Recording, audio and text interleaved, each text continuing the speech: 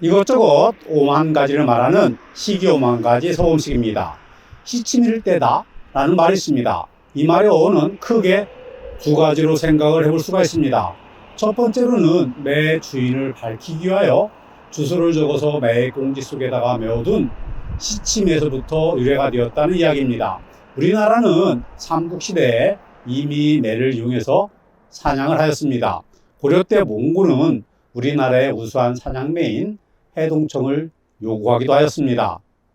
고려에서는 몽고의 요구에 따라 매를 잡아 기르기 위하여 사냥매 사육 담당 부서인 응방이라는 관청을 두었습니다.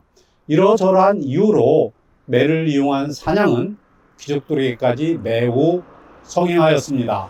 사냥매의 주인은 사냥매를 잃어버리지 않으려고 자기 매의 꼬리 쪽에 쇠뿔을 얇게 깎아 만든 이름표를 달아두었습니다.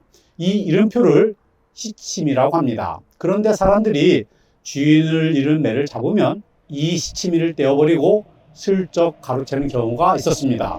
이처럼 시치미를 떼면 누구의 매인지 알 수가 없게 됩니다. 이래서 시치미를 뗀다라는 말이 생겨났다고 합니다.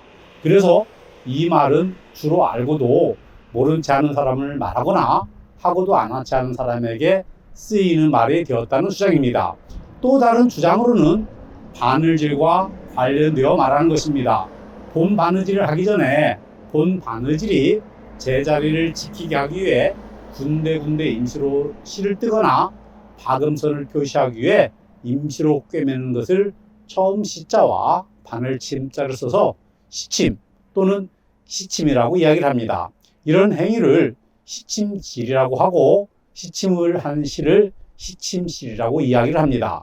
시침실은 본 바느질인 박음질이 끝나고 나면 흔적이 남지 않도록 바로 뜯어버려야 합니다. 그래서 무슨 일을 저지르고도 아무 일도 없었다는 듯이 뻔뻔한 표적을 지을 때 시치미를 뗀다라고 말하게 되었다는 이야기입니다. 옛날 우리 농촌에서는 겨울이 되면 여인들은 식구들이 입을 옷을 방을 세워가며 바느질을 해서 손수 만들어 입었습니다. 이때 시장기라도 달랠 겸 낮에 감춰두었던 누룽지라도 먹고 있는데 이웃 사람들이 마시를 오면 아무것도 먹지 않은 척 하느라 옷감에 붙은 시치미를 입으로 떼어내고 우물우물 슬그머니 말꼬리를 다른 데로 돌리게 됩니다. 마시러 온 친구가 자기도 그런 경험이 있으니 이걸 모를 리가 없습니다.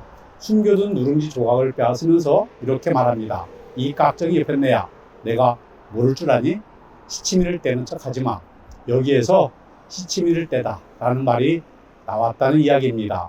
참고로 바느질할 때 쓰이는 바늘은 한자로 바늘 침자를 쓰고 한방에서 치를 목적으로 하는 바늘은 침자를 씁니다.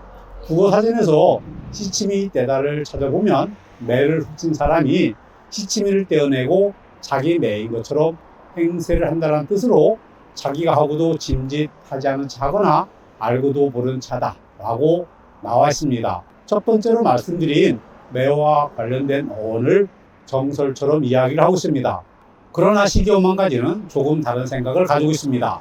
매를 이용한 사냥은 귀족 중에서도 극히 적은 사람들이 죽이던 것이었습니다.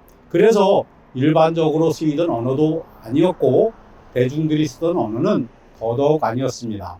그러나 옷을 만들 때 꼭 필요한 바느질의 한 가지인 시침질은 많은 사람들이 생활 속에서 신숙하게 사용하던 언어입니다. 일부 계층만이 사용을 하거나 자주 사용이 되지 않는 언어는 자동적으로 소멸하게 됩니다. 언어를 발전시켜 나가는 힘은 대중들에게 있기 때문입니다. 특히 여성들에게 말입니다.